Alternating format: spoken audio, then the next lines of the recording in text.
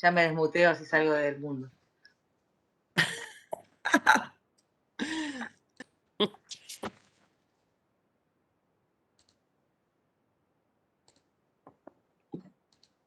Listo, estamos transmitiendo.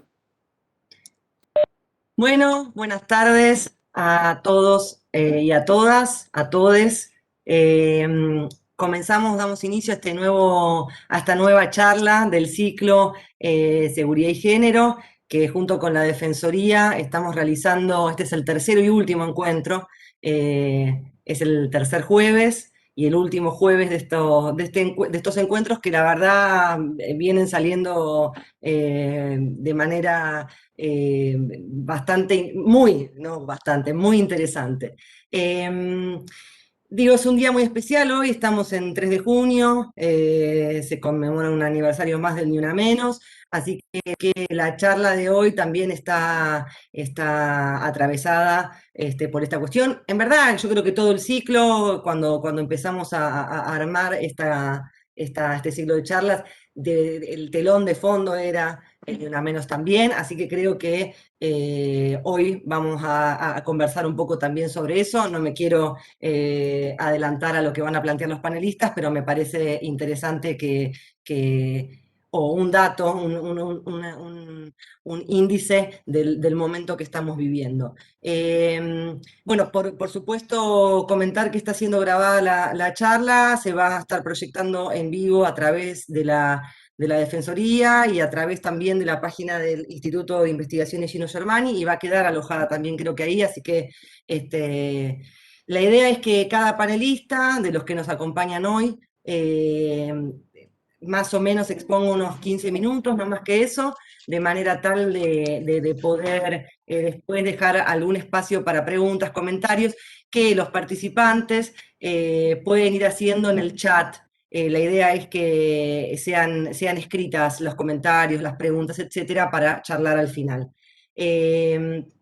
Entonces, un poco para poner en autos a todos los que estamos hoy acá, tal vez alguno se perdió el resto de las charlas del ciclo. La idea es poder debatir, discutir seguridad, qué pensamos o en qué estamos pensando cuando hablamos de seguridad. Cuando uno miramos la tele, abrimos los diarios, en general seguridad se vincula casi exclusivamente con los delitos protagonizados por los sectores populares, y eso deja por fuera de las experiencias de violencia y desprotección gran parte de las experiencias que atravesamos las mujeres y todo el colectivo LGBT+, etc. Entonces la idea era también poder charlar y discutir esos ejes problemáticos que articulan la seguridad hoy y que la vienen articulando por lo menos hace 25, 30 años. El primer encuentro que tuvimos hace 3 jueves estuvo vinculado con el acceso a la justicia. El segundo encuentro estuvo atravesado por la cuestión del espacio público, y finalmente está ordenado en torno a una problemática bien puntual del modo en que se construye la inseguridad hoy, que es las fuerzas de seguridad, las policías.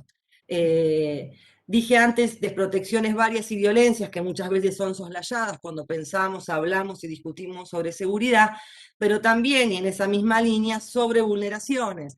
Una de las cuestiones que salió marcadamente en las otras dos charlas es la sobrevulneración sobre ciertos colectivos, entre otros, por ejemplo, la necesidad de incorporar una perspectiva interseccional que nos permita pensar la cuestión migrante y el tema de la seguridad. Mujeres migrantes, colectivo LGBT más migrantes, que son foco, en muchos casos, objeto directo de experiencias de desprotecciones y violencias. Sin mucho más preámbulo, Eli, no sé si querés comentar algo más. Si no, la idea es ya presentar a nuestras expositoras y expositor y continuar, en todo caso, la discusión, el intercambio, cuando ellos y ellas terminen.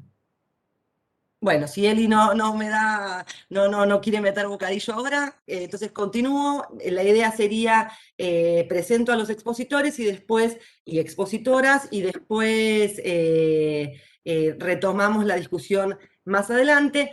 Hago un aviso, Alba Rueda tenía una actividad impostergable que fue de último momento y que atañe también a las problemáticas que vamos a discutir hoy, así que se va a sumar, creemos que va a poder hacerlo, se va a sumar casi al final de la charla, así que vamos a cambiar un poco el orden que aparecía en el flyer justamente por esa cuestión. En primer lugar, está con nosotros Sabrina Calandrón, que es la subsecretaria de Derechos, Bienestar y Género del Ministerio de Seguridad de la Nación. En segundo lugar, Carolina Arias, directora ejecutiva a cargo de la conducción de Derechos Humanos y Seguridad de la Defensoría del Pueblo de Cava. En tercer lugar, Héctor Daniel Ruquet, que es comisario mayor de la Superintendencia de Violencia Familiar y de Género de la Policía de la Ciudad. También está con nosotros María Victoria Pujol, que es investigadora de la Universidad Nacional del Litoral. Y finalmente, como les decía, Alba Rueda, que es activista trans y es subsecretaria actualmente de Políticas de Diversidad del Ministerio de Mujeres, Géneros y Diversidad. Entonces empezamos escuchándola a Sabrina y después vamos recibiendo, si quieren, comentarios y preguntas por el chat. Hola, buenas tardes para todas. En principio, bueno, muchas gracias por la invitación y por la invitación a pensar.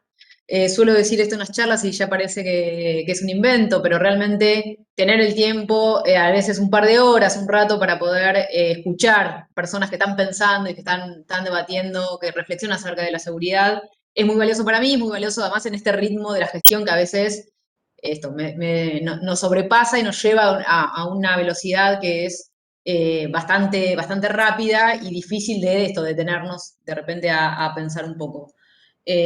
Con lo cual, estoy sinceramente agradecida por eso, por obligarme casi a tomarme un momento para esto.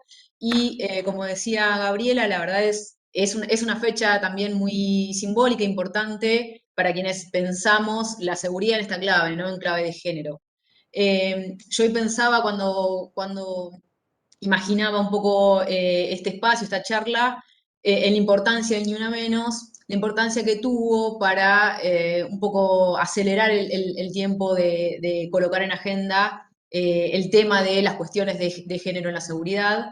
Y para mí tiene que ver con la masividad de la llegada de ese movimiento, con la capacidad que tuvo ese movimiento, que tiene ese movimiento para comunicar algunos problemas que vivimos las mujeres, que son problemas que tienen que ser atendidos por la seguridad y habían sido relegados históricamente, ¿no? Habían sido dejados un poco al costado. Eh, esto del poder de comunicación que tiene ese movimiento para marcar la relevancia de estos temas y también de algún modo la masividad, porque otro asunto que teníamos es que desde hace algunas décadas tal vez venimos conversando, venimos hablando, si vienen produciendo investigaciones sobre cuestiones de género y seguridad, pero bueno, eso no llegaba a un público lo suficientemente amplio que generara una forma de involucrarse eh, que generara algún cambio, ¿no? En el marco de las políticas públicas. Con lo cual, me parece que ese movimiento nos ayuda, ¿no?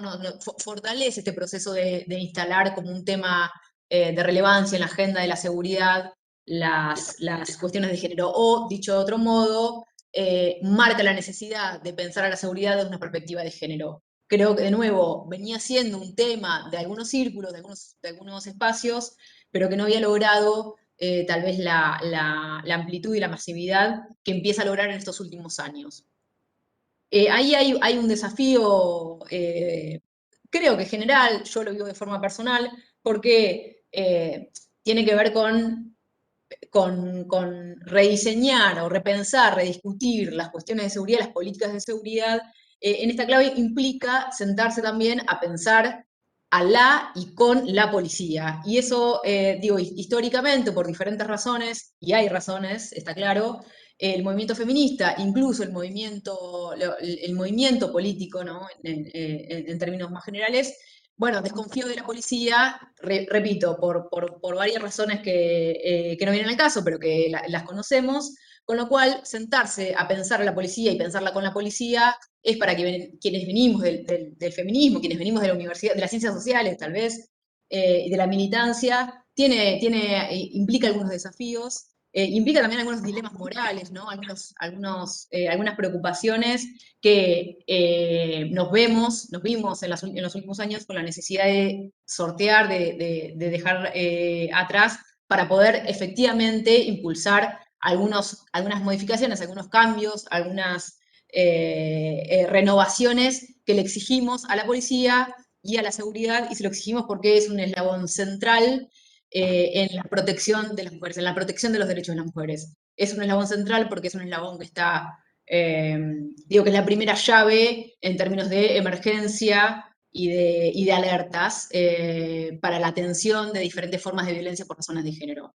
Con lo cual, la inclusión, esto, sentarnos y pensar con las fuerzas de seguridad, era necesario, para mí desde mi punto de vista era necesario, pero es algo que comenzamos a hacer de algún modo en los últimos años, de nuevo, por muy distintas razones que la podemos ver y analizar. Entonces, ahora tenemos la oportunidad y la responsabilidad de pensar más en esa clave y en este escenario, ¿no? Involucrando a las fuerzas policiales y de seguridad en la atención, y a veces la atención directa, la atención primaria, ¿no? Es muchas veces la primera respuesta que tiene el Estado frente a una situación de violencia por razones de género en la sociedad. Ahí hay varios desafíos. Bueno, tampoco quiero extenderme sobre esto, pero está claro que por su forma de creación, por su origen, la policía es una institución que estuvo mucho más orientada a otros tipos de cuestiones, problemas de la seguridad, y además con una conformación que también de algún modo fue refractaria a los debates o a la sensibilización desde una perspectiva de género. Entonces hay un gran trabajo para hacer, un trabajo, bueno, que es grande, pero al mismo tiempo es interesante porque pueden verse cambios, ¿no? En las estrategias de pensar la seguridad. Ahí hay una primera cuestión que es impulsar, tenemos la necesidad de impulsar algunos cambios más en clave cultural, ¿no? De lo que son delitos, son infracciones a la ley, en cuestiones específicas vinculadas con la violencia de género. ¿Por qué? Porque hasta hace pocos años era considerado un problema personal, íntimo, privado, doméstico. Entonces, la modificación de esos sentidos, de esa forma de entender cuestiones vinculadas a la violencia de género o diferentes violencias por razones de género, tiene que ver con cambiar casi, ¿no? Esa concepción cultural que tienen los policías y las policías y que incide directamente en la forma en la que desarrollan su trabajo. Digo, porque en otros casos tienen concepciones sobre otras cosas, pero que no incide en la forma en que desarrollan el trabajo profesional, que es lo que les estamos exigiendo y les exigimos como sociedad, como movimiento político y también en el conjunto ahora como en mi caso como funcionaria.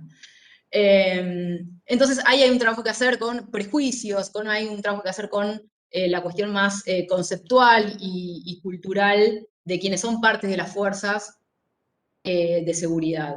¿Para qué? Para que actúen, digo, profesionalmente, para que efectivamente cuando hay un caso, una denuncia, que eso lo vemos por todas partes, pasa mucho, cuando hay una denuncia, cuando hay una situación que debe ser atendida por parte de la seguridad y tomado como un tema de seguridad pública, lo sea de acuerdo a estos parámetros profesionales. Hay después también toda una serie de cambios internos de la composición del trabajo que hace, que tiene que hacer la policía, ¿no? Hay todo un aspecto vinculado a las capacitaciones, ahí sí, en términos profesionales, ¿no? De la tarea que realizan, de las capacitaciones internas que ofrecen las mismas fuerzas, que hay que apuntalar para la mejor atención y además para la reacción rápida de la policía. Digo, cuando atienden una denuncia por violencia de género, que puedan evaluar la situación de riesgo en la que está esa persona y puedan tomar medidas inmediatas que tienen que ver con la actuación policial. Y que no se considere, como muchas veces ocurre, como, bueno, un tema que la mujer no importa, ya le pasó otra vez y le va a seguir pasando. Digo, poder separar ese mundo de los prejuicios con la rápida actuación y la intervención que permita efectivamente proteger los derechos de las mujeres y cuidar y salvar vidas, ¿no? Que es algo que hoy tenemos la necesidad de hacer y estamos en una situación difícil como sociedad. Después, para mí hay un camino que también hay que recorrer que tiene que ver con cambios internos de las fuerzas.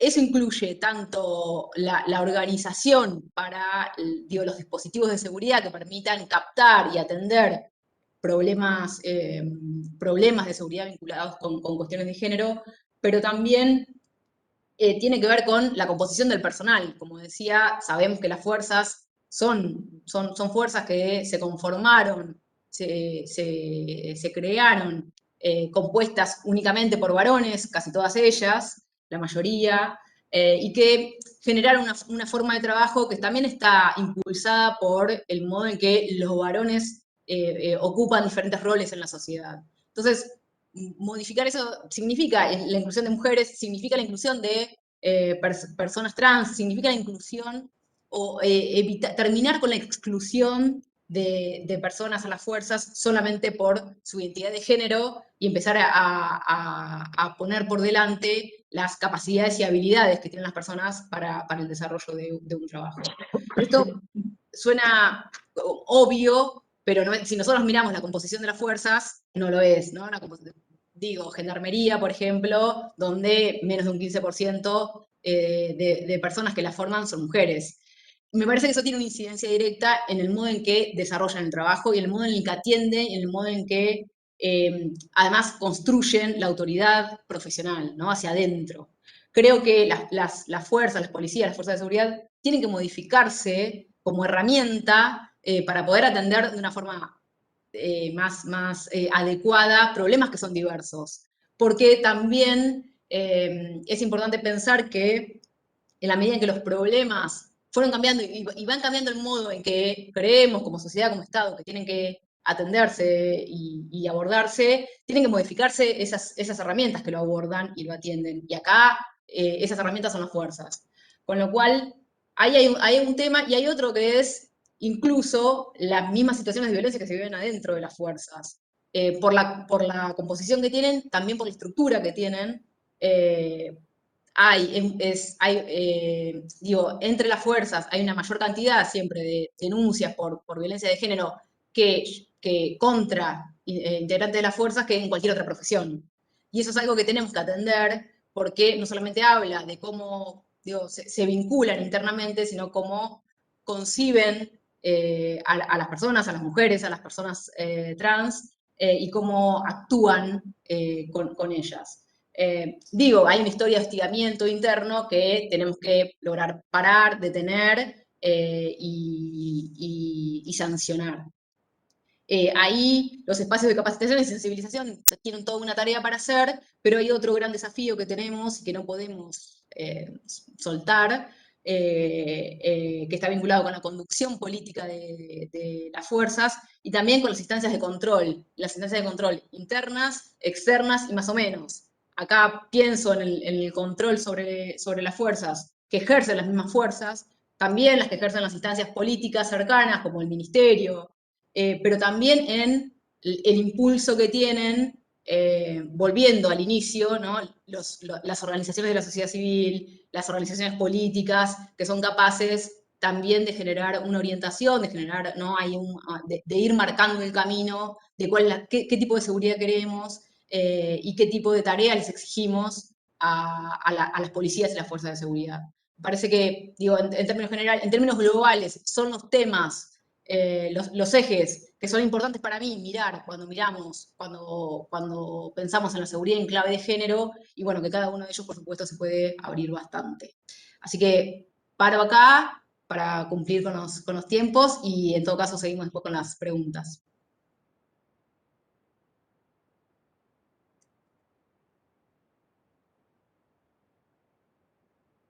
Ahora mi micrófono es el único que funciona, me parece. Están todas, que nadie puede hablar. Puedo rellenar con chistes de,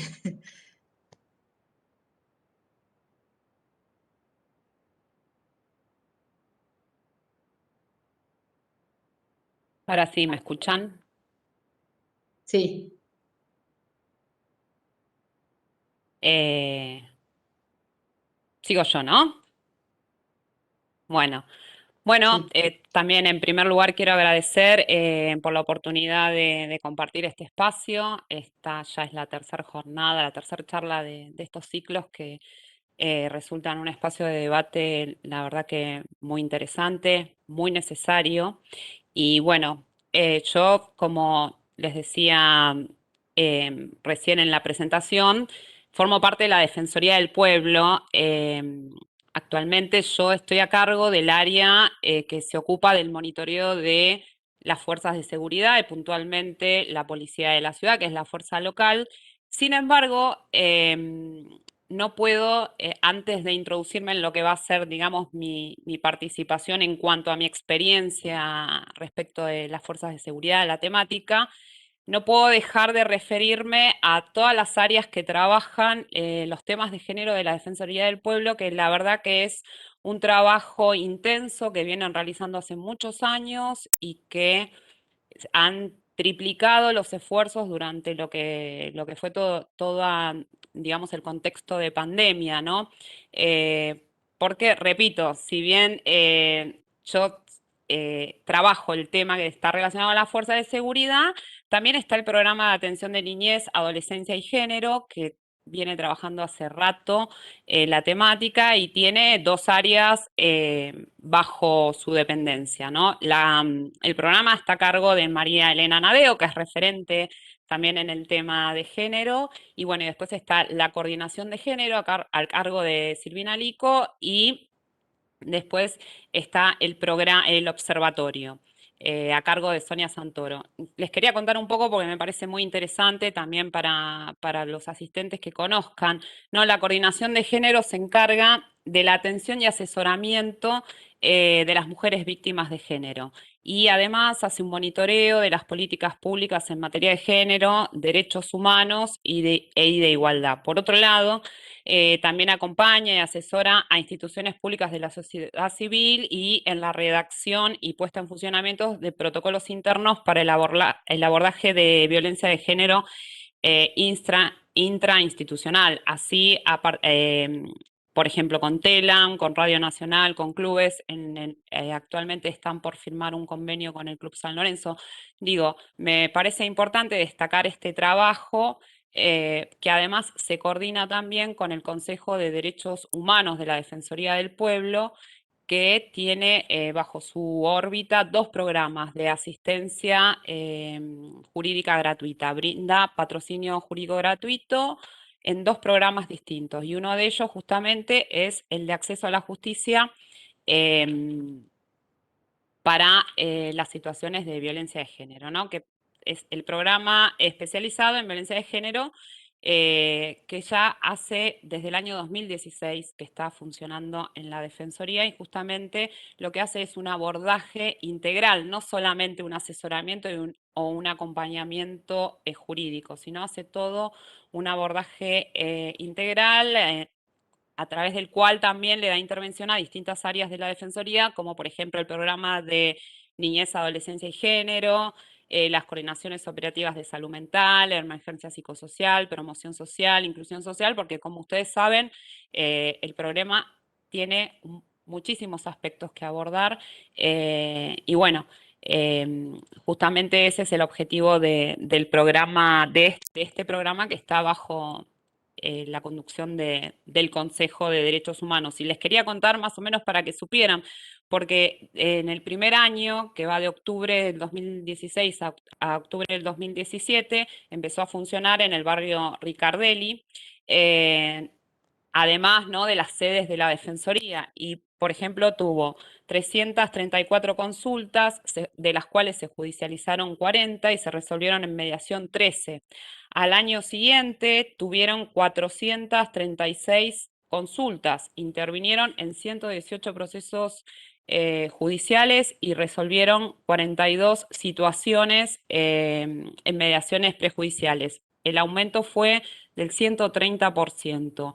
En el tercer año de trabajo, que va del 2018 al 2019, se firmó un convenio también con el Consejo de la Magistratura, con lo cual comenzaron a recibir derivaciones de parte del Centro de Justicia de la Mujer de La Boca. Para ese año, fíjense ustedes, 735 fueron la consulta. Solamente en 2019 intervinieron 260 procesos y asistieron a 300 mediaciones. Se volvió a incrementar en un 168% el volumen de consultas. Y el cuarto año, que está caracterizado, como ustedes saben, por el contexto sanitario, las medidas de restricción, en la pandemia, la acción se focalizó en las habilitaciones de feria para los procesos judiciales respecto de todas las consultas que tenían de violencia de género. Después, también es importante destacar el trabajo que hacen las adjuntías en la Defensoría del Pueblo, la adjuntía de Bárbara Bonelli, que digamos, en el medio de la pandemia comenzó a trabajar una mesa de género en la Villa 31, que fue muy importante, trabajaba también en coordinación con estas áreas que yo les mencioné. Después también la adjuntía de Paula Stregel, que implementaron un sistema de atención de consultas a través de una línea de WhatsApp las 24 horas, a través de la cual se brinda asistencia y si es necesario se inicia un trámite en la Defensoría con un acompañamiento y se dan patrocinios jurídicos e intervienen todas las áreas que sea necesario para justamente esto, ¿no? Dar un abordaje integral. Bueno, la verdad que el trabajo en tema de género en la Defensoría es inmenso, no se agota con lo que yo les acabo de mencionar, pero me pareció muy importante que todos conocieran porque la verdad que es un trabajo muy útil y verdaderamente importante y bueno, ya va a haber oportunidad también para conocer, para darlo a conocer en profundidad. Bueno, y ahora sí, adentrándome un poco más en el tema que hoy me convoca acá, que son puntualmente las fuerzas de seguridad y la seguridad, se venía hablando en estos días respecto de qué tipo, seguridad para quién, ¿no? ¿Cuál es el tipo de seguridad que queremos? El tipo de seguridad que queremos está estrechamente ligado con el tipo de fuerzas que queremos. Sabemos que hoy en día hablamos de lo que es seguridad ciudadana en contraposición a lo que se entendía por el concepto clásico de seguridad, que era esta seguridad donde el eje estaba puesto en el control del orden más que en el individuo. Hoy en día hablar de seguridad bajo una perspectiva de los derechos humanos implica generar una plataforma para la realización de los demás derechos, ¿no es cierto? Todos los derechos, porque si no hay seguridad, no hay derechos. Y acá la cuestión de género es sumamente importante y un poco retomando lo que estaba diciendo recién Sabrina, el gran trabajo que hay que hacer con la policía. Como ustedes saben, hace algunos años se sancionó la Ley de Seguridad Integral de la Ciudad. Es una ley que recepta esta idea de seguridad, ¿no? Una seguridad desde la perspectiva de los derechos humanos, esta seguridad de la que hablábamos y esta seguridad que reclama una actuación policial completamente distinta a la tradicional, a la reactiva, sino un tipo de actuación policial, lo que podríamos hablar de lo que es la policía democrática, porque en definitiva la ley de seguridad pública sienta eso, ¿no? Los valores de una policía democrática. Esto de que decía Sabrina, ¿no? Que qué importante que es, porque justamente la policía es el primer vector de contacto con las personas y puntualmente en este caso para las personas que están siendo víctimas de este tipo de violencia es muy importante el abordaje que haga. Como les decía, la Ley de Seguridad Pública en este sentido creó una nueva fuerza, que es la Policía de la Ciudad. Es una nueva fuerza, pero está integrada por hombres y mujeres que vienen de otras fuerzas. La mayor porcentaje del personal que compone la Policía de la Ciudad fue transferido de la Policía Federal Argentina, formados, capacitados bajo una idea diferente y respecto de los cuales hay que trabajar, a lo que se suma los nuevos policías formados, sí, bajo esta nueva, los valores de esta policía democrática.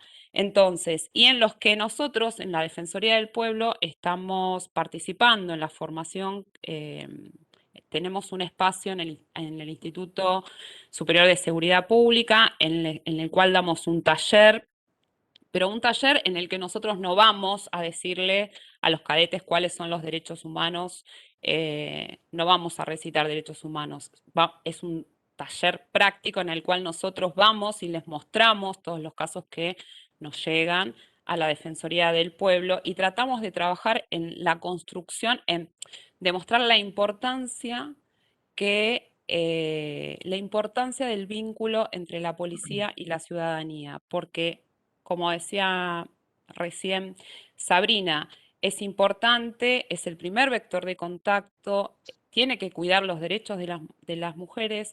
Uno de los problemas que nosotros teníamos eran cuando iban a denunciar violencia de género, algunas comisarías no les tomaban la denuncia, entonces tenía que intervenir la Defensoría porque derivaban al OBD, que no está mal, pero fíjense ustedes, si una persona va a hacer una denuncia y la derivan al OBD, todo el tiempo que se pierde, cuando en realidad tendrían que recibir la denuncia y acompañar y contener esa situación. Bueno, todo esto forma parte del cambio, ¿no es cierto? De esto que decimos, bueno, ¿qué policía queremos? Queremos una policía democrática. ¿Qué implica tener una policía democrática? La ciudad adoptó un modelo de acción policial que es el modelo comunitario, donde una de las características, más allá, digamos, de las definiciones de la policía comunitaria, porque hay bastantes discusiones al respecto, pero hay algo que es característico, es que es clave, que es este acercamiento a la comunidad, ¿no es cierto? Es conocer los problemas de la comunidad, estar a disposición de la comunidad y que, como ustedes ven, ya es una policía completamente distinta a esta policía más del tipo reactiva y acorde a esta idea de seguridad tradicional que era la seguridad interior o la seguridad nacional. Entonces yo creo que se está haciendo un trabajo profundo que todavía falta. Nosotros tenemos muchos casos en el área de malas conductas policiales, de abusos policiales en los que estamos trabajando, pero queremos remarcar esto, ¿no? La importancia de hacer desde la Defensoría un aporte para hacer también, ayudar al cambio. Hay algunas cosas que se cambiaron, pero hay muchas por mejorar y, como decía recién Sabrina, el cambio cultural es vital y sobre todo el cambio cultural para una cantidad de agentes que vienen formados con otro tipo de principios, ¿no? Hay que trabajar mucho en esto. Bueno, ya me está quedando poco tiempo, voy a cortar acá y para poder darle espacio a los demás panelistas y después quedar abierta a continuar. Gracias. Bueno, gracias, Caro. Voy a aprovechar que estoy desmuteada para saludarlos y saludarlas porque al principio de la actividad tuve algún problemita de la red. De paso, aprovecho para comentarles que somos un montón de personas siguiendo esta actividad, tanto desde la plataforma como a través del Facebook Live de la Defensoría. Lo que les vamos a pedir a medida que vayamos finalizando es que nos acerquen las preguntas o comentarios que tengan por escrito, ya sea comentándonos en la publicación del Facebook o a través de este chat. Y bueno, vamos a continuar con el listado de oradores y creo que el próximo turno es para Daniel Ruquet de la Superintendencia de Género de la Policía de la Ciudad. Así que, Daniel, tenemos tus 15 minutos comenzando ya. Hola, ¿me escuchan bien? Hola. Hola, ¿me escuchan bien? Bueno, muy buenas tardes. Soy el comisario mayor Daniel Ruquet de la Superintendencia de Violencia Familiar y de Género, a cargo de la Dirección de Prevención y Asistencia a Víctimas de Hechos de Violencia. Además está decir que es un placer estar acá hoy representando a la Policía de la Ciudad de Buenos Aires, a través de la Superintendencia de Violencia Familiar y de Género, que tiene como autoridad máxima a la comisario general Nora García Blanco, a quien le agradezco por confiar en mí y designarme para para exponer en este evento. También quiero agradecerle a la Defensoría del Pueblo de la Ciudad de Buenos Aires y al Observatorio de Seguridad del Instituto Gino Armani por la invitación a este seminario sobre género y seguridades. Dicho esto, y siguiendo la temática que nos convoca, mi exposición se va a enfocar exclusivamente en explicar el rol de la policía de la ciudad en cuanto al abordaje de la violencia familiar y de género. ¿Muy bien hasta ahí? ¿Me escuchan bien? Bueno, continúo. Para comenzar, podemos decir que la violencia es un concepto que abarca una amplia variedad de fenómenos y manifestaciones. Y por eso en esta superintendencia, violencia familiar y de género, hay distintos abordajes desde la prevención, la asistencia, la investigación, la operatividad y el seguimiento. Está integrada por miembros con y sin estado policial, capacitados con perspectiva de género, realizando cursos y actualizaciones sobre dicha temática, ajustándose a protocolos de actuación y legislación vigente. De esta manera, se le brinda a las víctimas de violencia familiar y de género el trato profesional y específico que la temática requiere, para lo cual se cuenta con personal policial formado para tal fin, con la empatía necesaria para poder sostener y contener a las víctimas. También se trabaja en forma articulada con diferentes organismos, como la OBD, que es la Oficina de Violencia Doméstica, AOFAVIT, que es la Oficina de Asistencia a Víctimas y Testigos, Ministerio Público Fiscal, Tribunales de Familia, Centros Integrales de la Mujer, entre otros. Esta área coordina y supervisa todas las tareas solicitadas por la justicia, a fin de esclarecer todo hecho relacionado con la temática de género, intrafamiliar, integridad sexual, grupos vulnerables, etc. Además, dentro de la propia fuerza, la Superintendencia de Violencia Familiar y de Género se aboca a institucionalizar el enfoque de equidad de género hacia la totalidad del personal que integra la Policía de la Ciudad. Para una mejor interpretación sobre las funciones de esta superintendencia, les voy a explicar cómo se encuentra dividida internamente. Porque todos hablamos de la superintendencia de violencia familiar y de género, pero muchos ignoran cómo se trabaja internamente, y eso es lo que yo les quiero explicar. La superintendencia de violencia familiar y de género tiene dos direcciones. Una es la Dirección de Prevención y Asistencia a Violencias de Hecho de Violencia, y también tiene el Departamento de Asistencia a las Víctimas de Violencia Familiar y de Género, que tienen 3 divisiones a su cargo, las cuales se las detallo y les explico brevemente qué función va a cumplir cada una. La División Asistencia Familiar Policial lleva adelante la atención, contención, asesoramiento y seguimiento en forma directa de los miembros de la institución que se encuentren inmersos en vínculos familiares conflictivos, que sufran o hayan sufrido violencia intrafamiliar o de género. Después tenemos también la División Políticas de Género, que implementa las introducciones sistematizadas y talleres de sensibilización al personal policial con la finalidad de realizar prevención contra la violencia de género e intrafamiliar. También sobre la igualdad de oportunidades y responsabilidades de mujeres y varones en los ámbitos públicos y privados. Se realizan academias internas y externas. Cuando hablo de academias internas me refiero a la propia gente de la superintendencia. Son obligatorias y cursan un programa dinámico con el fin de optimizar el desempeño laboral en beneficio de la seguridad ciudadana. De esta manera, logramos una mejor sensibilización y se agiliza ese contacto necesario que debe existir dentro de la institución, Consideramos que es importante poder comprender profundamente de qué estamos hablando para poder darle lo mejor que tenemos a los vecinos, entendiendo que los policías deben interactuar con ellos para brindarles nuestro acompañamiento y nuestro asesoramiento desde todas las aristas. Eso todo en lo que abarca dentro de la superintendencia. Respecto a las capacitaciones externas, las mismas son dirigidas al resto de las áreas dentro de la misma fuerza. Tengamos en cuenta que el nuevo escenario de la pandemia nos planteó otros análisis con las diferentes escalas contextuales, y esto nos llevó a repensar o reorganizar propuestas pedagógicas impulsadas desde la virtualidad. Es una experiencia nueva para nosotros, pero da frutos igualmente.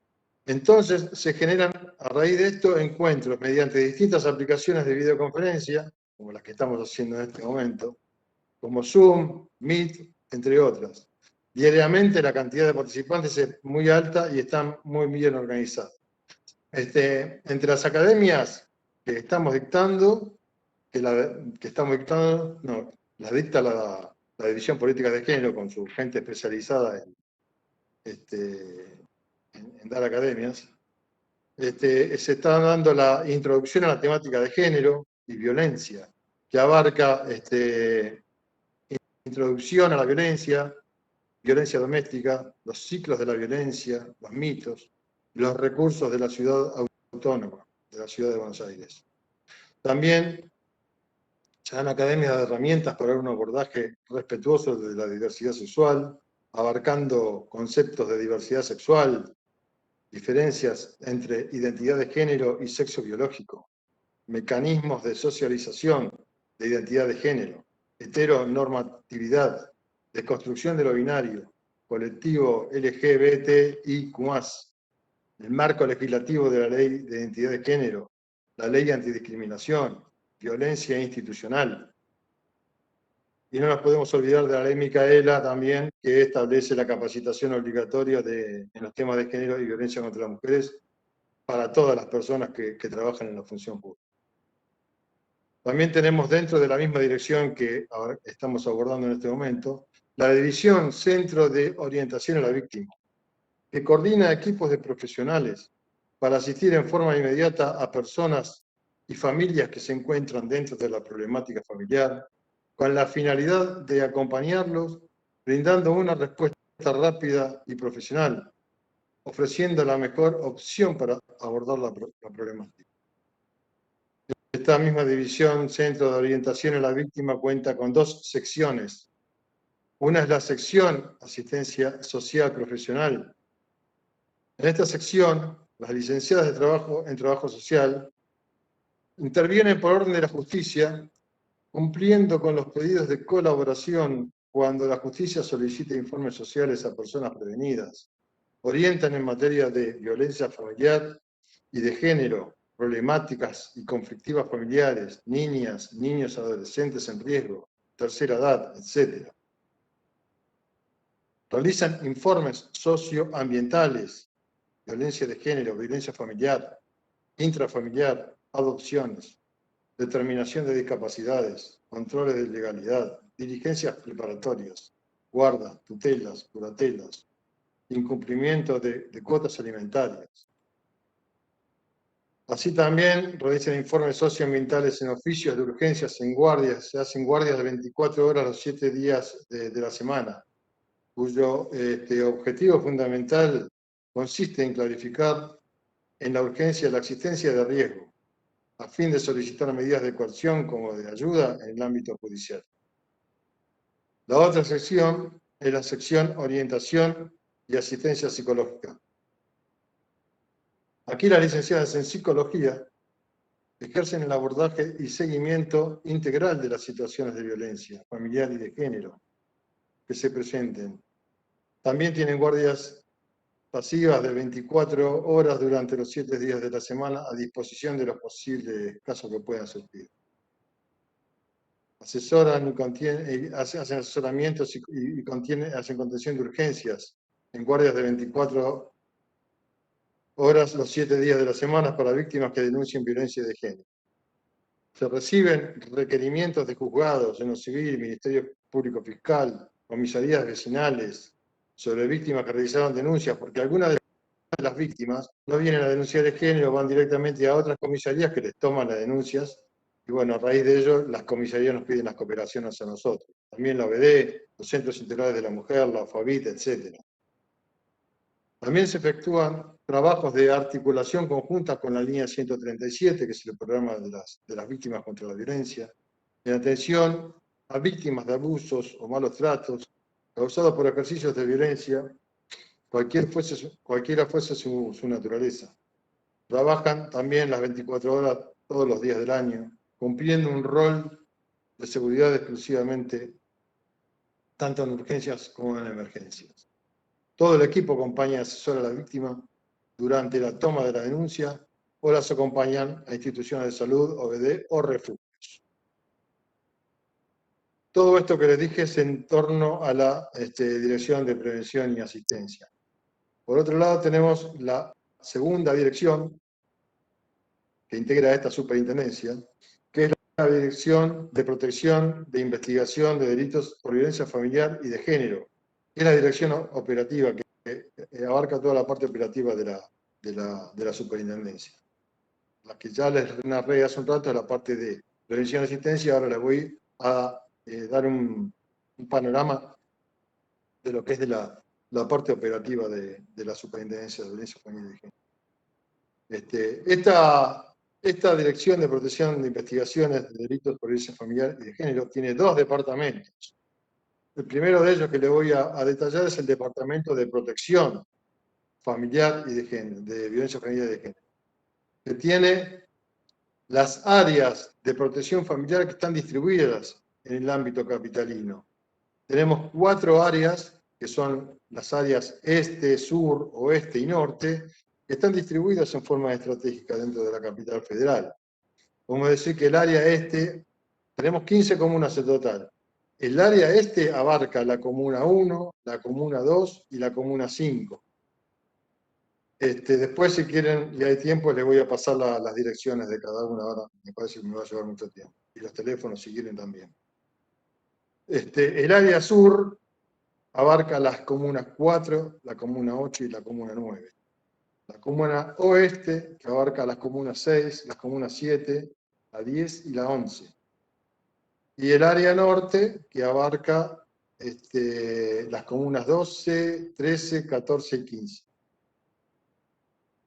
También tenemos la División Protección Familiar, ubicada acá en la sede propia de la superintendencia. No les comenté al principio que la superintendencia tiene sede central en la calle Charcas 2850, en el primer piso, acá en el barrio de Recoleta.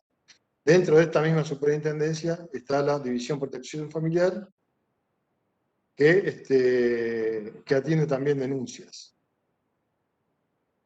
Y para darles un detalle de las funciones que cumplen todas estas áreas que les detallé, las 4 áreas, sur, oeste, norte y este, y la División Protección Familiar, les comento que todas de ellas reciben denuncias, entablan contacto con la víctima. En el momento de que la víctima va a hacer la denuncia, entabla contacto con la persona que la está atendiendo, el oficial que la está atendiendo. El oficial, más allá de escucharla, atenderla, contenerla y tomarle la denuncia en base a todo lo que esta persona le va plasmando, la evalúa así en el momento y ve el estado anímico que tiene, y en base a ello, si ve que la persona está muy, muy mal, le ofrece en lo inmediato la atención psicológica, que va a quedar a criterio de la víctima si la quiere en el momento. Si es en el momento, va a tener un teléfono y le va a pasar un teléfono con una psicóloga del otro lado de la línea, y la psicóloga va a hablar con ella y le va a hacer la primera contexción y la va a evaluar para después continuar más adelante. Daniel, Pero eso va ya estamos, Daniel, estamos en Sí. tiempo. Si querés, Ajá. estas cuestiones más puntuales y las direcciones y teléfonos los compartimos al final de la charla para que queden también como registro para quienes están participando. Bueno, yo no tengo problema. Bueno, me quedó prácticamente, yo lo que hablé hasta ahora es todo lo que hablé de la parte de asistencia, de prevención. No hablé prácticamente nada de lo que es la parte operativa. Bueno, pero si queda tiempo, me gustaría que todo este detalle que me faltó plasmarle, discúlpeme pero bueno, son muchas cosas las que hace la superintendencia. Por supuesto. No, Y es muy difícil. tengo que tratar de explicar así pausadamente como para que la gente que ignora nuestra función, porque muchos piensan que es tomar la denuncia y nada más, no, y no es eso todo lo que hacemos. Hacemos muchas cosas que la gente ignora y por eso me tomo el trabajo de que la gente nos conozca, sepa el esfuerzo que hacemos por la víctima y bueno, me gustaría, más allá de eso, una vez que el último expositor termine, poder retomar la parte operativa y darle un cierre a la exposición. Genial, nos reservamos unos minutos para eso. Ahora le vamos a dar la palabra a María Victoria Puyol, que es investigadora de la Universidad del Litoral. Luego va a ser el turno de Alba Rueda, que se acaba de incorporar, por suerte, que venía de otra actividad. Así que avanzamos con las compañeras y luego en la etapa de preguntas nos reservamos unos minutos para profundizar en estas cuestiones que quedaron pendientes. Así que bueno, María Victoria, tu turno, quedamos atentas a escucharte. Bueno, díganme, háganme así, si se escucha bien. Bien, perfecto. Bueno, muchas gracias por la invitación. Para mí es un honor formar parte de esta mesa de diálogo en un día como el de hoy, particularmente. Así que yo muy contenta y más que agradecida. Bueno, la idea de mi participación en esta mesa hoy es contarles, compartir con ustedes un proyecto de investigación en el que yo participé, en el que, bueno, la idea fue hacer un trabajo empírico sobre las comisarías de mujer en provincia de Buenos Aires. El proyecto tiene por título Prevención de la Violencia de Género, lecciones desde el sur global, y la característica, así como el dato de color, es que es un proyecto que está financiado por la Agencia de Investigación de Australia y está dirigido por la profesora Kerry Carrington, que es una profesora de la Universidad Tecnológica de Queensland de Australia, y ese proyecto se llevó adelante con un equipo de investigación australiano y argentino, del cual yo formo parte junto con otras investigadoras y con el investigador asociado de ese trabajo, que es Máximo Soso. Y en el grupo de investigadoras estamos Natacha Guana, Luciana Guiberto, Marcela Parada y yo. Entonces, bueno, la idea o el objetivo de este proyecto era identificar, en primer lugar, cómo las comisarías de la mujer responden y contribuyen a prevenir la violencia de género en Argentina, y en segundo lugar, de qué manera esas prácticas que podían identificarse como positivas o como valiosas podrían ser replicables o podrían iluminar prácticas en otros escenarios, ¿no? Esto pensando siempre en este diálogo entre dos como focos del sur global, Argentina-Australia, ¿no? Como diálogos ahí entre esos dos escenarios bien diferentes, pero con una preocupación, digamos, en estos temas ineludible. Bueno, en el estudio básicamente llevamos adelante entrevistas semiestructuradas, entrevistamos a 100 trabajadores y trabajadoras de 10 comisarías de la mujer de provincia de Buenos Aires distintas. Esas comisarías, es interesante marcar este dato, esas comisarías fueron seleccionadas por la Superintendencia de Políticas de Género del Ministerio de Seguridad de la provincia, digamos, nuestra única condición era que llevaran un tiempo operando, o sea, trabajando, 5 años. Y la selección la hizo la subsecretaría, perdón, la superintendencia. Entonces, la idea de esa selección era mostrar como los diferentes escenarios que tienen, en los que operan las comisarías de la mujer. Entonces, teníamos como comisarías que estaban en el área metropolitana, comisarías en ciudades, en centros urbanos grandes, en ciudades del centro de la provincia, en ciudades de la costa, digamos, distintos escenarios, ¿no? Bien, bueno, la mayor parte de los y las entrevistadas policías, pero también entrevistamos a miembros de los equipos interdisciplinarios que trabajan en cada una de esas comisarías. Entonces, de los entrevistados, bueno, hay un número ahí que representa a los miembros de los equipos. La investigación, bueno, la hicimos entre 2018 y 2019, y bien, hasta ahí creo que todas las especificaciones ahí metodológicas y demás. Bien, entonces hay algo que a mí me gustaría mencionar antes de entrar como a contar qué nos encontramos ahí, y es esto de que podemos decir que las comisarías de la mujer tal como las conocemos en Argentina, y en el contexto latinoamericano más en general, y bien en general, son como una innovación propia de este contexto, del contexto del global.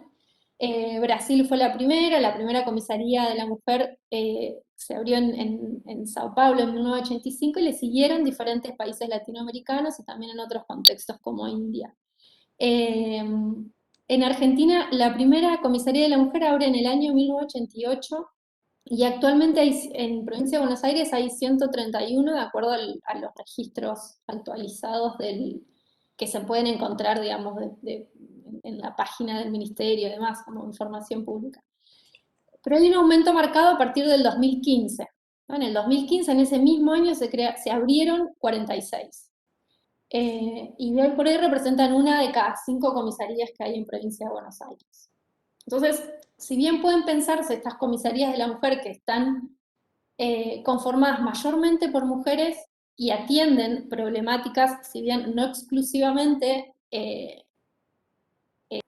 situaciones de violencia contra las mujeres, sino también situaciones de violencia familiar más en general, si bien estas comisarías pueden pensarse como rémoras de las primeras unidades policiales a las que se mandaba, digamos, a las mujeres que se incorporaban a las fuerzas, nosotros creemos que lo que cambia, lo que le da, lo que innova en este contexto o en estas instituciones, tiene que ver con la motivación, es decir, cómo se conciben estas unidades especializadas, ¿no? Y, digo, nos animamos a sugerir que en aquellas primeras unidades a donde se destinaban las mujeres que históricamente ingresaban a la policía conformada exclusivamente por hombres en un momento, desde su primer momento, ¿no? Eran puestos ahí a tratar temas que incomodaban a los varones, que no sabían bien cómo manejarlos y que tampoco les interesaba mucho, y que entonces ese lugar de esas unidades donde iban las mujeres a trabajar en la policía eran como un continuum entre las tareas propias de la mujer al interior del hogar y las tareas en la policía. Sin embargo, cuando se crean las comisarías de la mujer en Argentina, pero también en el contexto latinoamericano, es un contexto diferente, en el cual la violencia contra las mujeres venía visibilizándose, la violencia contra las mujeres empieza a pensarse o empieza a manifestarse más masivamente como un problema público, y en donde los estados, por otro lado, comienzan a asumir otro rol, el rol de asumir la responsabilidad de prevenir, de reducir y de erradicar la violencia, ¿no? En los 80, a través de la firma de pactos y tratados internacionales. Entonces, ahí hay como otro caldo, digamos, en el cual estas comisarías se crean. Entonces, la violencia doméstica, la violencia familiar, la violencia de género, la violencia machista, digo, sea como la querramos nombrar, entra en la agenda de la policía, ¿no? Tímidamente en los 80 y 90, pero decididamente en el último lustro. Entonces, en este contexto es que nosotros entramos, digamos, a estas instituciones, a estas comisarías. Bien, entonces, entre los resultados los resultados o las cosas que pudimos ver en las comisarías de la mujer, digamos, una de las cuestiones que nos interesaba conocer era cómo, digamos, el trabajo que realizan las comisarías, ¿no? De qué manera las comisarías llevan adelante sus prácticas, ¿no? Entonces, paso temas porque me parece que no van a entrar. Bien, entonces, ahí entre las opciones, ¿no? que les dábamos a nuestros entrevistados de, bueno, ¿cómo describirías, cómo definirías tu rol o tu función, cuál es tu función dentro de la comisaría? Hay un número que nos llamó la atención y que nosotros lo marcamos y lo presentamos repetidamente, que es que hay un 55% de los entrevistados que nos dijo que parte de su rutina tenía que ver con el cuidado de niños. Y esto nos pareció, digamos, llamativo porque en esos espacios policiales en los que nosotros trabajamos, existían espacios destinados a niñas. O sea, había una sala con juguetes y con libritos y colores y qué sé yo, en donde los niños que iban acompañando a sus madres se quedaban como entretenidos un rato, ¿no? Entonces, para nuestras entrevistadas ese era como un orgullo contar con ese lugar, ¿no? Y entonces, porque consideraban que era fundamental tener un espacio de ese tipo para hacer esos espacios más receptivos a las mujeres digamos, para que las mujeres puedan acercarse a las comisarías a buscar ayuda, ¿no? Bueno, y luego la otra cuestión, que es como la cuestión más vinculada a las actividades de prevención que pudimos observar, no observamos cómo el trabajo de prevención comunitaria en las comisarías de la mujer, de acuerdo a las descripciones y maneras de entender su trabajo por parte de quienes trabajan allí, ¿no? Ocupa un lugar central, ¿no? Más del 70% de nuestros entrevistados nos decía que la prevención comunitaria es parte de su trabajo y es parte de su trabajo cotidiano, ¿no? Entonces, indagamos acerca de los sentidos que los entrevistados le brindan a esas tareas de prevención comunitaria. Entonces, para ello, observamos y analizamos los tipos de actividades que realizan en sus prácticas cotidianas. Entonces, identificamos que las prácticas, que la prevención comunitaria adquiere, digamos, una variedad de formas que nosotros dividimos como en tres estrategias principales. La primera es trabajar con las mujeres y sus familias, incluidos los agresores, para crear conciencia, para prevenir la revictimización, para ampliar el acceso a la justicia, para desnaturalizar la violencia, etc. Como todas maneras de explicar o dar cuenta de cómo se trabaja con la víctima. Y eso se traduce en que en algunas comisarías funcionaba una suerte de grupos de mujeres, grupos de ayuda de mujeres que se reunían periódicamente en los espacios policiales y operaban como espacios de contención, de ayuda, de compartir experiencias. Por eso en algunas.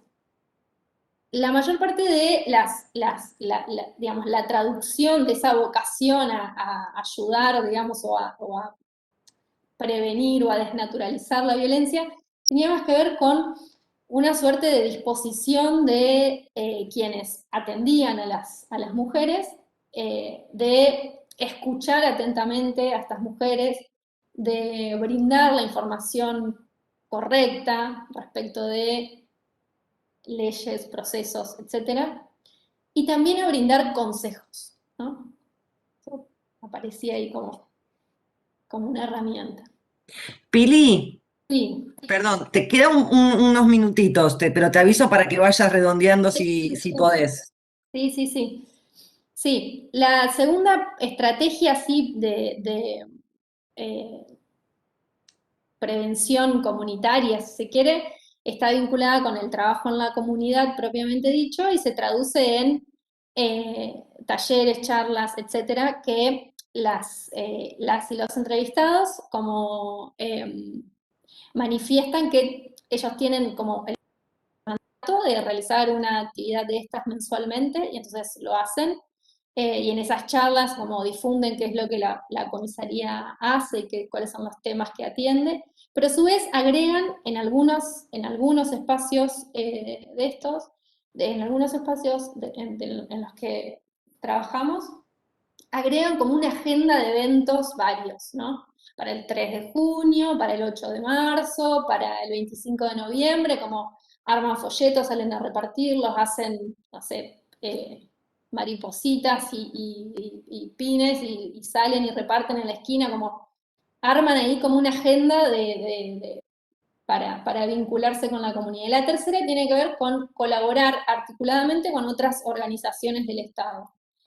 Básicamente se traduce en participar de las mesas locales. Ya estoy en tiempo. Bueno, esa participación en las mesas locales tiene ahí como, es diferente y es como más estable o inestable dependiendo de cada contexto local en el que bueno, operan estas comisarías. Yo ya estoy con el tiempo, pero me quedan como 2 puntos que no te preocupes Gaby, te veo cara desesperada, no los voy a mencionar, pero que los podemos conversar después, que tienen que ver fundamentalmente con los límites que tienen las comisarías de la mujer y con las virtudes o potenciales virtudes que tienen para responder y para prevenir en estas temáticas. Así que bueno, después también como acá, como Héctor, no, ¿cómo era? Daniel, no, Héctor no le gustaba. Daniel, después si tengo tiempo, amplío. Genial, Pili. Bueno, entonces le damos la palabra finalmente a Alba Rueda, que la presentamos antes, pero como se incorporó un poquito más tarde porque tenía otra actividad, hago una brevísima presentación. Es activista trans, subsecretaria de Políticas de Diversidad del Ministerio de las Mujeres, Géneros y Diversidad. La escuchamos a ella y después damos lugar a este intercambio y cada uno fue planteando medio ahí algunos hilos para remontar después sobre los ejes centrales que les quedaron por trabajar. Así que va a haber un tiempito más para todos. Bueno, Alba, te escuchamos. Bueno, muchísimas gracias. Muy buenas tardes a todos. Bueno, antes de empezar, quisiera hacer una consulta. Gabriela, por favor, ¿cuánto tiempo tengo? Así ya me ciño estrictamente al horario y abrimos, digamos, el espacio. Voy a tratar de estar acá mirando mucho el reloj para no pasarme. Dime. Y más o menos 15 minutos. Si podría estar más o menos ahí, unos minutitos más, no pasa nada, sería bárbaro. Bien, bien, bien, gracias. Entonces voy a tratar de ceñirme al tiempo, hablando seguramente quizás de un tono más rápido de lo habitual. Bueno, y en este caso soy la última expositora, como decía, expositora. Eso lo digo solo en términos de que, bueno, tengamos la oportunidad de poder dialogar respecto a estos temas. Hay varios temas que voy a tomar de lo que se mencionó acá. Hoy es un día muy importante para toda nuestra comunidad, para toda nuestra sociedad, por supuesto. Tiene que ver con el 3J, pero también tiene que ver con el Ni Une Menos, específicamente desde la clave de diversidad, que creo que es uno de los grandes puntos que nosotros podemos situar. Sin duda hoy todas las organizaciones sociales, todo el activismo, toda la sociedad que se para en el 3J con un reclamo claro, digamos, para que cambien, para que paren de matarnos, pero también para que cambien nuestras instituciones. Sin duda, la bandera de Tehuel es una de las las que articula y que lleva adelante toda esta agenda de actividades, ¿no? La aparición de Tehuel. Del mismo modo, yo quisiera sumarme desde ese reclamo colectivo que hacemos. pensando también que uno de los grandes puntos para hablar de seguridad es hablar de la justicia, porque en esto yo creo que no hay que descentralizarlo, por supuesto. Es parte de la misma trama de situaciones.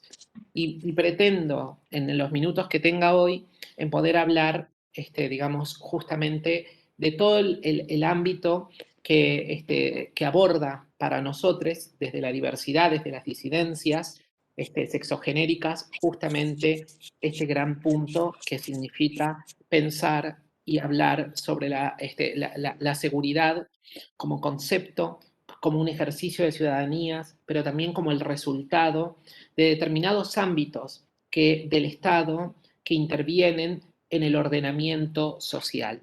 Esto tiene que ver, digamos, con poder plantear algunos de los puntos que están situados, por ejemplo, en la historia del movimiento travesti trans en Argentina. Allí, miren, lo que puedo decir es que nos hemos conformado a partir de una reacción frente a la violencia institucional, en términos históricos, no solamente señalando que las fuerzas de seguridad en Argentina, sobre todo en el periodo de transición democrática, 83 en adelante, venían siendo esa tremenda connivencia en las Fuerzas Armadas y que tenía que ver justamente con todos aquellos cargos medios y bajos que, digamos, que la ley de punto final y obediencia a vida no habían situado. Todos los estudios del 83 en adelante, pero además, y acá por fuera de los estudios me gustaría señalar cuál es el eje de, digamos, de las realidades de travestis y trans, pero los estudios sobre la fuerza de seguridad hablan y señalan justamente ese periodo como un periodo no solamente de desgobierno, sino también de enormes implicancias en nuestra democracia y en lo que después se constituyó como un planteo en las fuerzas de seguridad. ¿A qué me refiero? Digamos, me refiero particularmente a todo lo que fueron, digamos, esa trama de situaciones que involucraba los secuestros extorsivos, lo que significó también, digamos, plantear toda una trama de situaciones en torno al narcotráfico en Argentina y puntualmente como uno de los grandes ejes o quizás como uno de los grandes, de las grandes, grupos poblacionales que hemos padecido la violencia institucional a partir de normas punitivas, tiene que ver con justamente las travestis y las trans que, digamos, de manera sistemática hemos vivido la violencia y el disciplinamiento por parte de las fuerzas de seguridad, pero insisto, en una expresión que involucra claramente omisiones y negligencias dentro del ámbito judicial. Por eso hablar de justicia transfeminista es absolutamente necesario poder situarlo también aquí en el 3J de este año. Y, digamos, y en eso, quizás armando el arco entre ese planteo inicial que tenía que ver con los edictos policiales, con el segundo H, con el segundo F, cómo efectivamente se fueron resituando muchas de estas, digamos, de estas normativas, una vez incluso ya caídas y pensando más en cómo se constituyeron estas agendas, allí aparece claramente, digamos, el planteo sobre los códigos contravencionales. El planteo de los códigos contravencionales que sirvió no solamente para el periodo de coima a las travestis en la calle, sexo por libertad, detenciones arbitrarias, y si no pagaban muchas veces eran resistencias a la autoridad, es decir, otro tipo de figuras penales que estaban en funcionamiento. Yo en eso lo que quisiera señalar es que, digamos, la realidad por situarlo en un punto, en la ciudad de Buenos Aires, desde las constituyentes de la ciudad, pasando por la aprobación de los códigos contravencionales, hasta ahora, mucho de la trama de los códigos contravencionales y sus prácticas, digamos, han ido modificándose a lo largo de los años. Al comienzo, siendo parte y juez las fuerzas de seguridad, y con el tiempo, por supuesto, generando una autonomía dentro de las unidades fiscales y de defensa y de reclamo para los tribunales contravencionales que son absolutamente necesarios. En esa, digamos, como eco de toda esa trama que plantean los temas de seguridad, para la población LGBT, pero para la comunidad LGBT, pero para la población travesti trans particularmente, nosotras lo que hicimos, y acá veo a Sabrina que quisiera saludarla, porque trabajamos en común durante todo un tiempo para hacer un planteo común acerca de los lineamientos para trabajar hoy el tema de los códigos contravencionales. Y allí quisiera decir que aún hoy, digamos, en 17 provincias argentinas todavía se estigmatiza, se criminaliza, se sanciona a través de los códigos contravencionales a la prostitución. Y también hay otras 18 provincias que crean figuras que tienen que ver contra el orden y la moral pública. Otras 3 provincias que hablan justamente de enfermedades venéreas, también como una tipología para hablar de códigos contravencionales. Y el tratamiento, por supuesto, compulsivo en enfermedades venéreas a personas que están concretamente en tratamientos compulsivos para personas que están ejercitando lo que es el sexo a cambio de dinero. Y finalmente, esas son 5 provincias más, y otras 14 provincias promueven arrestos por más de 20 días. Es decir, no es solamente el tema de las fuerzas de seguridad en términos reduccionistas del planteo. El planteo tiene que ver con una trama que involucra muchas esferas del Estado, la vigencia de los códigos contravencionales, digamos, la participación de las fuerzas de seguridad, pero además también esta trama que involucra una estigmatización hacia las personas travestis y trans, para mujeres cis también, por supuesto.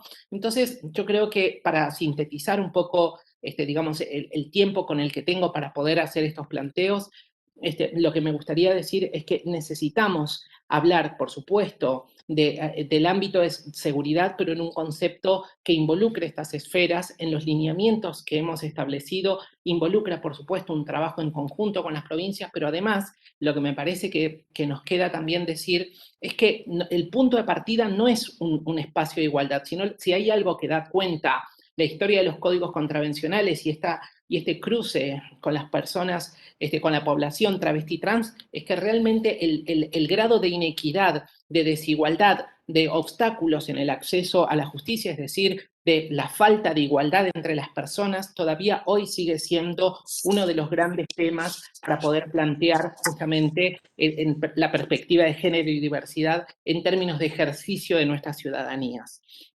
Creo que estos son desafíos importantes. En materia de violencias de género, por motivos por violencias de género, por supuesto, también esto condiciona, digamos, el acceso, no solamente, digamos, para lo que son, digamos, la subjetividad de una persona para acercarse a los ámbitos de justicia, sino también a los ámbitos de seguridad, a pedir ayuda, y creo que realmente en esto, digamos, hace falta modificar estructuralmente muchas de las condiciones de inequidad que actualmente todavía siguen subsistiendo en estas cuestiones, ¿no? Eso para redondear un poco el planteo. Yo quisiera, además de saludar a Sabrina, sé que acá hay compañeras que fueron parte también de esta indagación, de esta investigación que hicimos, que después se terminó constituyendo en los lineamientos acerca de los códigos contravencionales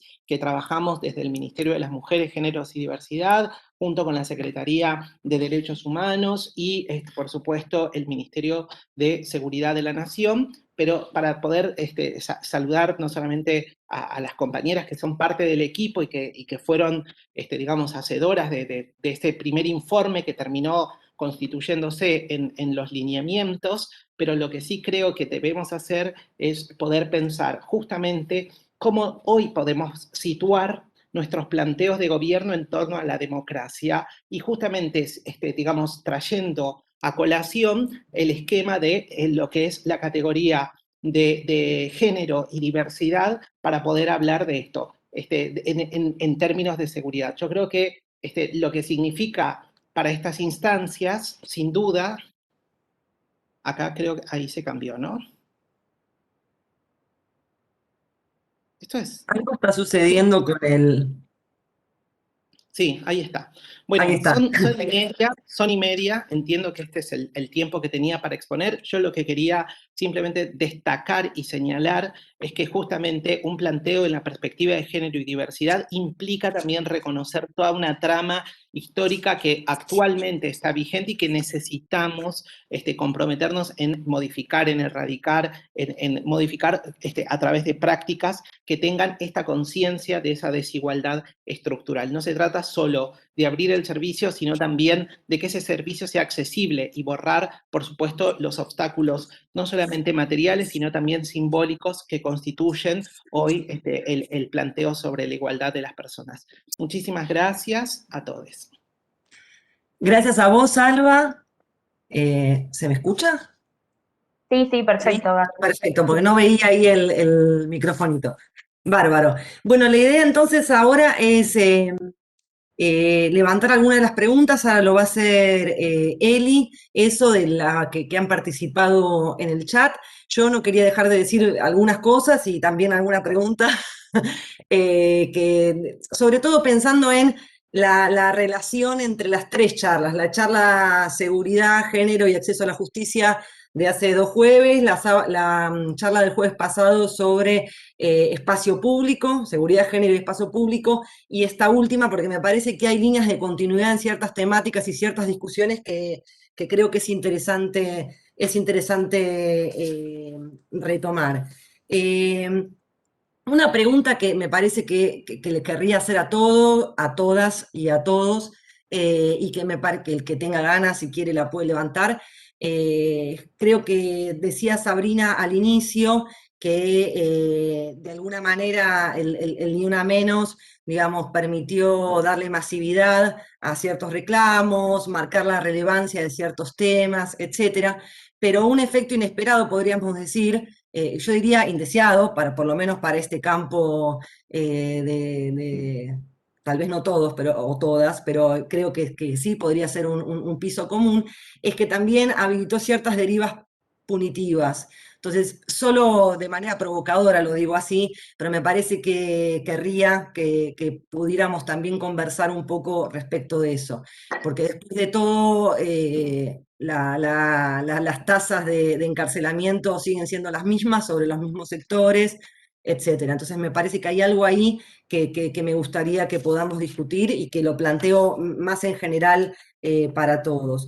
La segunda cuestión que quería traer a colación, porque es una cosa que también discutimos en los encuentros pasados, es, y recuperando algo que planteaba también Sabrina al inicio, que es la violencia de género dentro de las fuerzas de seguridad, teniendo en cuenta que si uno tuviese que hacer segmentar, digamos, los números de femicidios en relación a la profesión de los victimarios, la verdad que la incidencia de los miembros de las fuerzas de seguridad en los femicidios es altísima.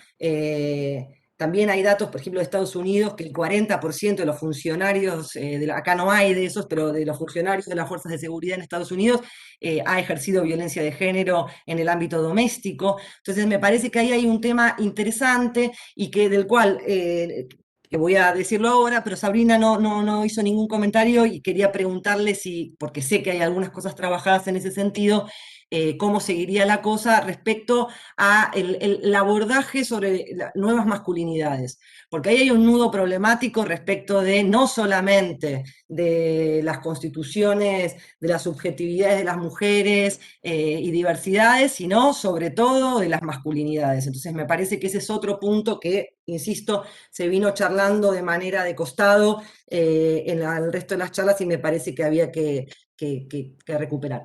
Una pregunta también para Pili, respecto de justamente, que lo dejó picando y yo quería que profundizara un poco en eso, sobre los límites y potencialidades de las comisarías, de estas comisarías de la mujer, que me parece que habría podríamos pensar, y cuáles fueron los resultados que arrojó esa investigación.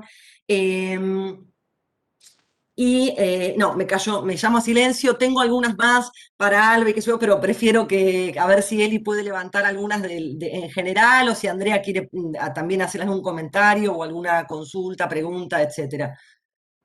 Genial, Gaby. Sí, aparte tenemos 10 minutitos para este cierre, pero quería levantar dos preguntas que se hicieron a través del Facebook Live. Una del UR Toledo, respecto de cuál es la intervención de la Defensoría en la violencia sufrida intrainstitucionalmente, que entiendo que se refiere a la que sucede al interior de la policía, y creo que Caro Arias tenía alguna experiencia al respecto. Y otra pregunta de Alejandro Pellejero respecto de cuántos organismos públicos o fuerzas de seguridad incorporaron personas transgénero para poder realizar un cambio desde adentro, y que sea parte de lo cotidiano para pasar de lo ideal a lo pragmático. Finalmente aprovecho para comentar dos cuestiones que van de suyo con la charla. La primera es recordar la línea 144 como línea de consulta para casos de violencia por motivos de género, y también comentar que la Defensoría del Pueblo de la ciudad tiene un número de WhatsApp, que tal vez es un medio que puede ser útil en algunas situaciones, que atiende ya sea personas que sufren violencia o que conocen casos y necesitan consultar. El WhatsApp es 11 3 675 1066, pero de todas formas lo pueden encontrar en las redes de la Defensoría.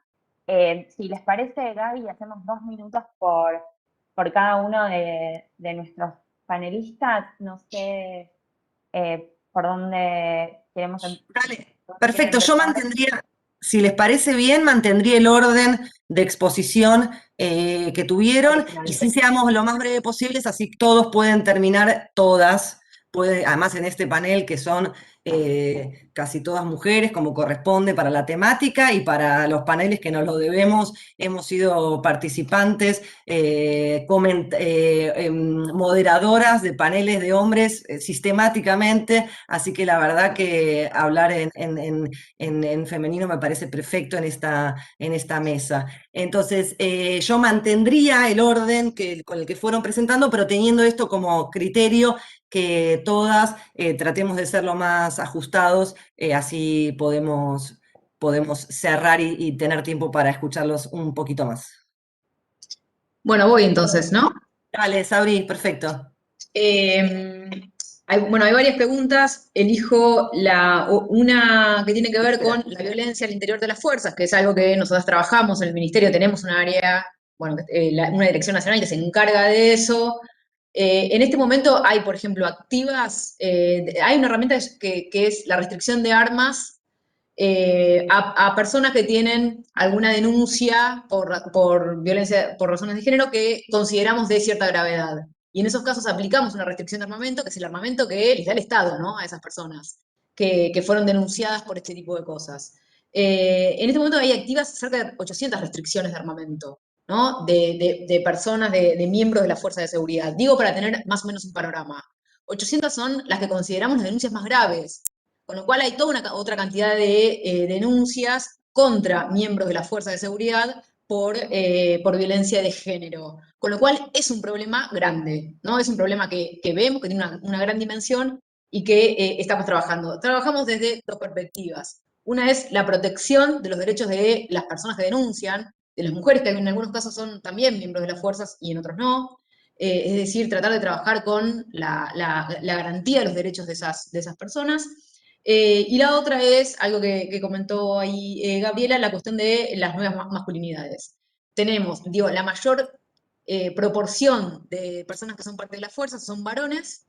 Hay una historia de poner la masculinidad en el ejercicio de la profesión y en la conducción de las fuerzas, con lo cual hay que trabajar con esas nuevas masculinidades. Empezamos este año con una serie de talleres. Es el primer paso que damos. Comenzamos con aquellas personas de convocar a los talleres a las personas que tienen denuncias por violencia de género, para ir, de algún modo, llegar a todas las fuerzas y además a todo el territorio nacional.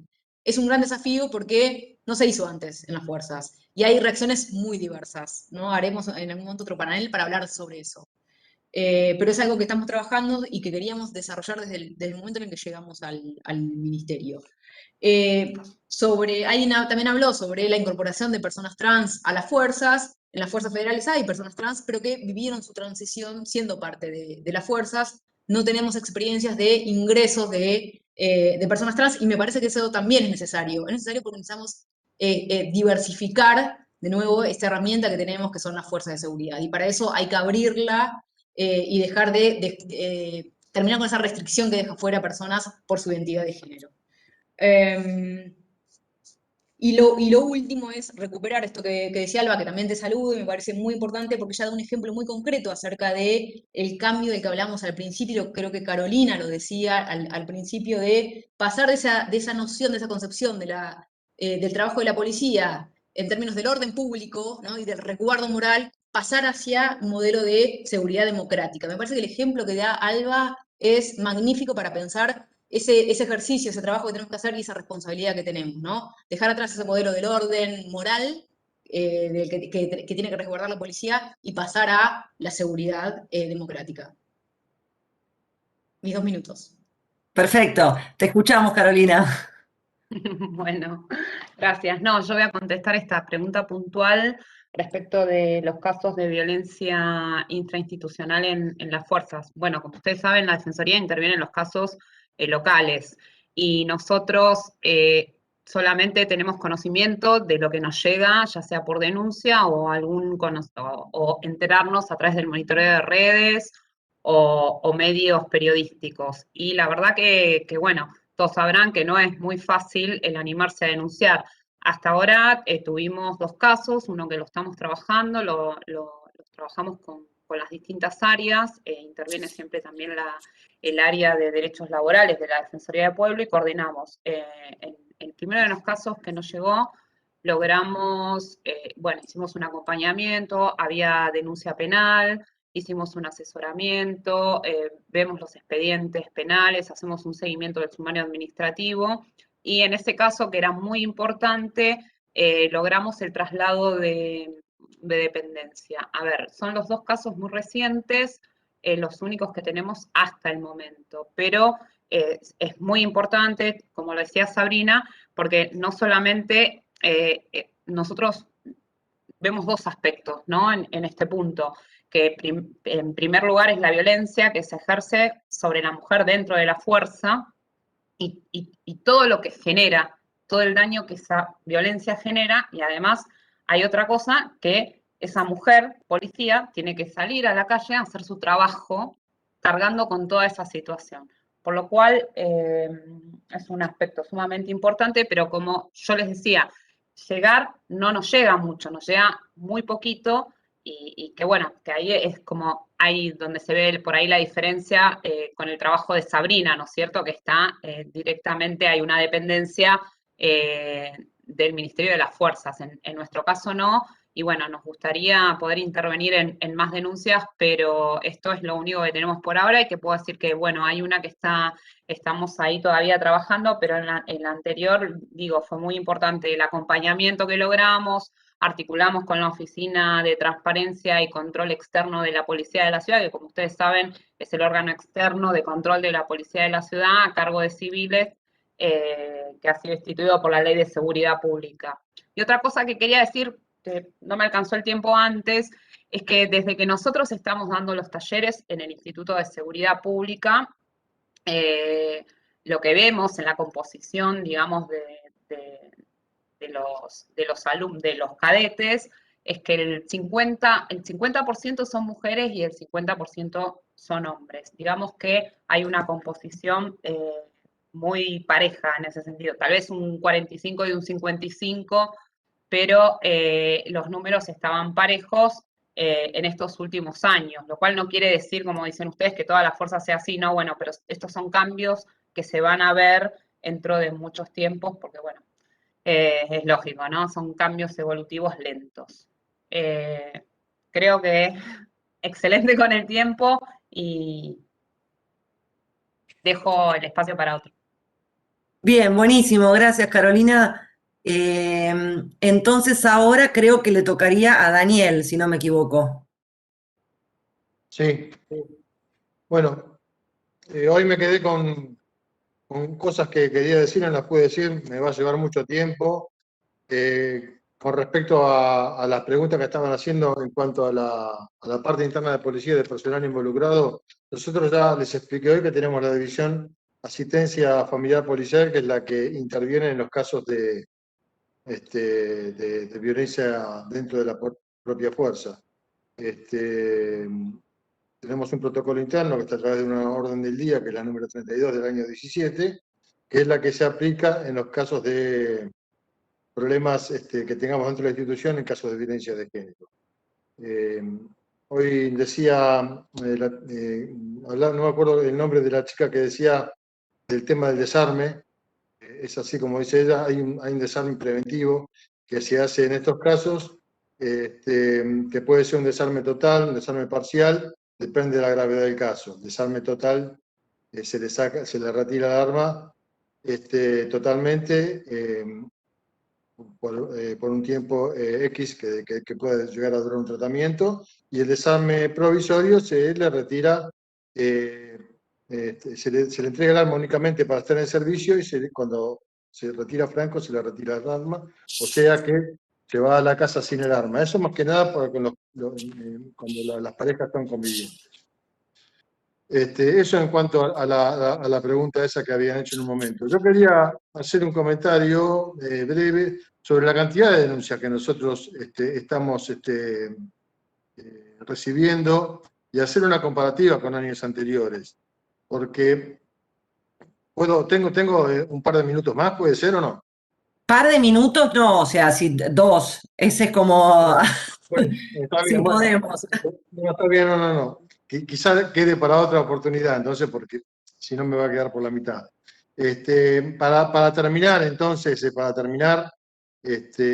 yo lo que les quería decir que la policía de la ciudad, con trabajo y capacitación, está logrando superar las clásicas funciones que tenía la antigua policía, desarrollando e innovando con eficiencia y eficacia la seguridad de cada uno de sus ciudadanos.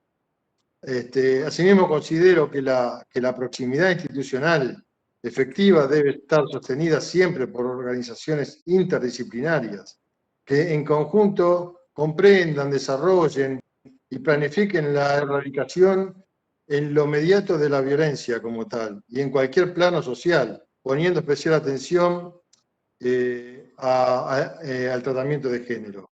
Entonces, las ideas, orientaciones y recomendaciones que se presentan en seminarios como este, como así también el trabajo, la toma de decisiones y las experiencias, permiten conducir los procesos de cambio hacia el logro de dos metas importantes, que son la seguridad en lo delictual y la sensación de seguridad que debe sentir un ciudadano cuidado por todas las instituciones de su comunidad, y poder desarrollarse con confianza y en paz, donde cada individuo es reconocido por la comunidad como persona única y a la vez a quien la ciudad contribuye a dotar de una identidad. Muchas gracias, con esto termino, y todo lo otro que quería comentarles sobre la parte operativa de esta superintendencia quedará para otra oportunidad, porque me hubiera gustado más que tengan conocimiento de lo que es el trabajo de las áreas operativas que tenemos en la calle, y no es poco, y la parte investigativa, que es muy importante, toda la parte del departamento, de las divisiones que se dedican a la investigación de los delitos de género, los cumplimientos en las órdenes semanales de la justicia, allanamientos, detenciones de imputados, etcétera, etcétera, etcétera. Y bueno, eso me va a llevar un tiempito, y bueno, quedará para la próxima. Gracias por todo. Te agradecemos, Daniel, seguro nos faltará oportunidad. Si les parece, escuchamos a Pili, a María Victoria Pujol, así Alba. Primero María Victoria, si te parece, y finalmente cerrás vos. Bien, bueno, Gaby, tu pregunta sobre las limitaciones y las potencialidades. En cuanto a las limitaciones, ¿no? Aparece ahí de la falta de recursos, ¿no? Los límites puestos por los no recursos, ¿no? Pero lo interesante que encontramos en esta investigación es cómo permanentemente esa falta de recursos es pensada en comparación con las comisarías de seguridad, las comisarías comisarías, ¿no? Y que se asocia además con esta percepción súper difundida entre las comisarías de la mujer de que son comisarías que están relegadas y desvalorizadas, digamos, se les brinda, digamos, un valor menor que las otras comisarías y fundamentalmente por los temas que abordan.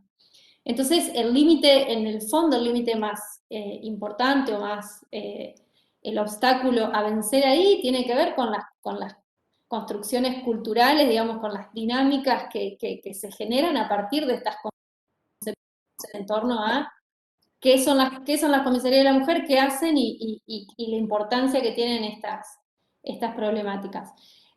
Nosotros entendemos, a lo mejor pecando de optimistas, que las comisarías de la mujer tienen una potencialidad interesante en poder revertir o al menos disminuir estos problemas estructurales que tienen las mujeres cuando se acercan a denunciar o a pedir ayuda a las comisarías, que tienen que ver con la falta de empatía, con no brindar información, con no creer, no tomar en serio ciertas situaciones, ¿no? Y que, digamos, nosotros no somos inocentes y por supuesto que estas prácticas y estos imaginarios circulan también en las comisarías de la mujer, pero por ahí sugerir, ¿no?, que la creación de estas fuerzas especializadas o estos cuerpos especializados, ¿no?, diseñados especialmente para prevenir y para responder a la violencia de género, puede mejorar algunos de esos aspectos estructurales que, digamos, alejan o operan expulsivamente, ¿no? Le dan la espalda a la comunidad, digamos. A partir de la capacitación, de la selección del personal, de disponer de recursos adecuados, fortalecer redes de articulación, organizaciones con la comunidad, etcétera, digamos. Pero entendemos que ahí hay un potencial para poder como revertir estos obstáculos estructurales. No sé si me pasé de tiempo. Buenísimo, Pili. Ahora finalmente le escuchamos a Alba, perdón la de que yo estoy así, pero así terminamos de escuchar un poco a todas. Perfecto, muchas gracias. Yo lo que hice fue, nada, malinterpreté la consigna. Acá estoy. Gracias. Primero, agradezco la pregunta por el tema del cupo trans. Me parece realmente fundamental, digamos, que hablar de seguridad de nuestras instituciones en una perspectiva de género y diversidad, no solo en términos de nuestros objetivos de gobierno, sino también como dentro de esos situar una política de empleo con la perspectiva de diversidad. Y puntualmente el decreto 721 del año 2020, que es el del cupo trans, significa incorporar en al menos el 1% del total de trabajadoras y trabajadores del sector público nacional a personas trans. Y este paso es fundamental y también las fuerzas, los ministerios vinculados a defensa, seguridad, bueno, son parte justamente de esto. Y si bien, digamos, lo primero que quiero decir es, si bien el decreto se ha instrumentado y ha terminado de instrumentarse el 27 de enero, en los meses que llevamos trabajando, el buen dato que quiero decir es que se triplicó la planta de trabajadoras y trabajadores que estaban ya trabajando en el Estado. Bueno, se triplicó ese número, ya hay muchas más personas trans trabajando hoy en el sector público nacional. Entonces, ese es un primer dato. Por supuesto, en estos 5 o 6 meses que llevamos, 5 meses que llevamos de desarrollo, ahora sí, para las contrataciones de personas trans, ya se triplicaron ese número. Y faltan, por supuesto, nutrir mucho más la fuerza de seguridad en un sentido amplio, y ahí creo que nosotras tenemos un trabajo que se está desarrollando junto con las compañeras del Ministerio de Seguridad, justamente para hablar que en los ingresos dentro de las escuelas de formación. Y este es uno de los puntos con los que estamos trabajando con Carolina Justo von Lurzer y Sabrina, que realmente creo que va a ser muy auspicioso para poder resguardar no solamente el ingreso, sino también los estándares, las modificaciones de los sistemas de información, hablar sobre violencia dentro de esto. Lo único que sí quiero agregar, por último, es que si bien, digamos, los organismos, y acá estoy viendo el listado, los organismos de seguridad guardan varias dependencias, hay espacios muy auspiciantes respecto al tema del cupo. Miren, nosotras estamos tramitando en este momento la solicitud del servicio meteorológico que reporta al Ministerio de Defensa de más de 6 perfiles laborales que pidieron para poder trabajar. Ese es un organismo chico que ya pidió 6 personas para poder trabajar, ya había incorporado alguna, entonces realmente tuvieron una experiencia que les permite avanzar en todo esto. Es decir, yo creo que son modificaciones y cambios absolutamente necesarios, digamos, desarrollados por una visión de gobierno, pero también que este compromiso que empieza como a transversalizarse dentro de los organismos, creo que realmente implica democratizar, fortalecer también la fuerza de seguridad. Lo digo como un dato, y eso es fundamental para pensar los cambios culturales también a partir de una agenda política como esta. Muchas gracias. Bueno, muchas gracias, Alba, muchas gracias al resto de las expositoras y expositor. La verdad, yo me quedo con 1000 preguntas, 1000 otras intervenciones que hubiese hecho. Aprendí muchísimo, además. Me parece que hay algunas cuestiones que uno a veces, o yo las pensaba, no las pensaba, estoy diciendo algo que no es verdad. Quiero decir, lo voy a decir al revés. A veces pensamos que esa incorporación, por ejemplo, del cupo trans en la fuerza de seguridad es un imperativo, cosa que lo es, pero también creo que hay mucha tela para cortar de incorporación de cupo trans en otras instancias que parecerían ser mucho más amigables y que sin embargo hay mucho para hacer. Por ejemplo, el ámbito académico del cual yo formo parte. Nada, para seguir discutiendo, André, Eli, no sé si quieren cerrar. Yo por mí me doy hecha y quiero agradecer, por supuesto, a Javier, que nos está haciendo toda la cuestión operativa para poder salir en esta transmisión. Agradecer a la Defensoría, agradecer al Instituto, y seguramente vamos a tener que armar un ciclo 2 porque hay un montón de cuestiones que quedaron pendientes. André, Eli. No, muy cortito, simplemente, bueno, por supuesto que agradecer a quienes participaron hoy y en las otras 2 charlas.